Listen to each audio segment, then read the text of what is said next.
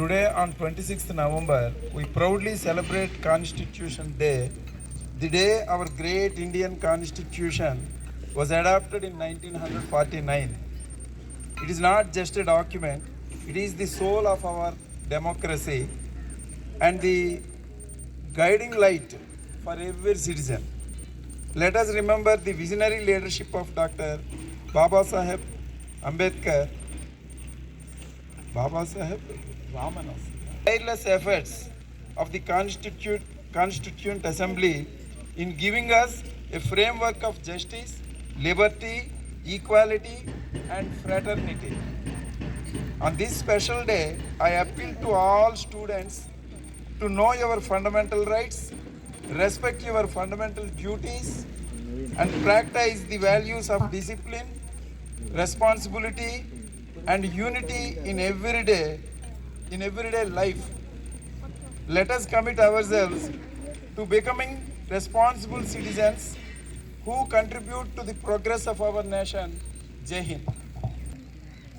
ఈరోజు ప్రత్యేకత మీకు అందరికీ తెలిసిందే. ఈరోజు ఏంటి? కాన్స్టిట్యూషనల్ డే అంటే రాజ్యాంగ దినోత్సవం. ఈ రాజ్యాంగ దినోత్సవం ఈరోజు జరుపుకోవడానికి చాలా కారణాలు ఉన్నాయి. ఇంతకుముందు అంటే మనకి ఈ రాజ్యాంగం అనేది అమలులోకి రావడం, నెక్స్ట్ ఆమోదించడం అనేది రెండు ఉన్నాయి. ఆమోదించిన రోజు అనేది మనకు అందరికీ తెలిసిందేని నవంబర్ 26, 1949, 1949 నవంబర్ 26న దీన్ని ఆమోదించారు. దీన్ని రాజ్యాంగాన్ని. మన రాజ్యాంగం అనేది మనం రాస్తే కాదు, అనేక దేశాల రాజ్యాంగాలను పరిశీలించి మన రాజకీయ నాయకులు, అదే మన దేశ నాయకులు చాలామంది కలిసి రూపుదిద్దుకున్న ఒక ప్రత్యేక గ్రంథం. అంటే it is a written constitution. It is largest written constitution in the world. అంటే ప్రపంచంలో అతిపెద్ద లిఖిత రాజ్యాంగం అన్నమాట. అదేవిధంగా ఈ రాజ్యాంగం అనేది మనకి ఎప్పటి నుంచి అమల్లోకి వచ్చింది? జనవరి 26, 1950. అంటే 1950 జనవరి 26 నుంచి ఈ రాజ్యాంగం అనేది అమల్లోకి అనేది వచ్చిందనమాట.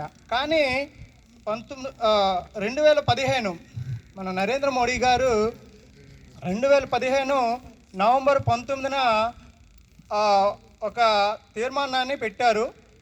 చట్టసభల్లో ఒక తీర్మానం పెట్టారు. అంటే మనకి నవంబర్ 26 1949 నవంబర్ 26న జనరల్గా మనకేంటి ఆమోదం పొందింది మన రాజ్యాంగం. సో దానికంటూ ఒక ప్రత్యేకత ఉండాలని అదే రోజున ఏంటి మన నరేంద్ర మోడీ గారు దీని గురించి అదే రోజున నవంబర్ 26వ తేదీన ప్రత్యేకంగా ఒక రాజ్యాంగ దినోత్సవం ఉండాలని ఒక తీర్మానం పెట్టుకున్నారు. అప్పటి నుంచి 2015 నుంచి ఆ రోజు నుంచి నవంబర్ 26 నుంచి ప్రతిరోజు ప్రతి సంవత్సరం ఇదే రోజున ఏంటి కాన్స్టిట్యూషన్ డే అనేది జరుపుకుంటున్నాం. కానీ దీనికి గుర్తుగా మనం ఏం నేర్చుకోవాలి దీని నుంచి అంటే 1947కు ముందు భారతదేశం ఎలా ఉంది, ప్రస్తుత భారతదేశం ఎలా ఉంది. 1947కు ముందు భారతదేశం అనేది మనందరికీ తెలుసు. ఎంతోమంది దేశ నాయకులు కష్టపడితే మనము ఈరోజు ఇంత స్వేచ్ఛగా ఇక్కడ ఉండగలుగుతున్నాం. 1947కు ముందు మన దేశ పరిస్థితులు చూస్తే చాలా దౌర్భాగ్యం. పరిపాలనలో చాలా ఇబ్బందులు అనేవి మనకు ఎదురయ్యాయి. సో దానికి అన్నిటికీ ముఖ్య కారణం అనేది మనకు తెలుసు. 1947 తర్వాత మనకు భారతదేశానికి స్వతంత్రం వచ్చి మనకంటూ ఒక ప్రత్యేక రాజ్యాంగం ఉండాలని చాలామంది దేశ నాయకులు అనుకొని ఒక లిఖిత రాజ్యాంగం ఉండాలని పట్టుబట్టి ప్రతి దేశాన్ని పర్యటించి అక్కడున్న రాజ్యాంగాల్ని పరిశీలించి మనకంటూ ఒక ప్రత్యేక రాజ్యాంగ గ్రంథం అనేది రచించడం అనేది జరిగింది. ఈ రాజ్యాంగ గ్రంథం రచించడానికి సుమారుగా 2 సంవత్సరాల 18 నెలల 11 రోజులు ఇంత సమయం అనేది పట్టడం అనేది జరిగింది. సో దీని గురించి మీరు ఆలోచించింది ఏంటంటే ముఖ్యంగా మన రాజ్యాంగాన్ని గౌరవించాలి. ముందుగా మనలో డిసిప్లిన్ అనేది ఉండాలి. డిసిప్లిన్ అనేది ఉంటేనే మనకి చదువు అనేది వస్తుంది. పరిశీలించింది ఏంటంటే చాలాసార్లు అసెంబ్లీలో చెప్పడం జరిగింది. డిసిప్లిన్ కోసం చాలా చెప్పడం అనేది జరిగింది. టీచర్స్ చెప్పారు, ప్రిన్సిపల్ సార్ చెప్పారు. కానీ డిసిప్లిన్ విషయంలో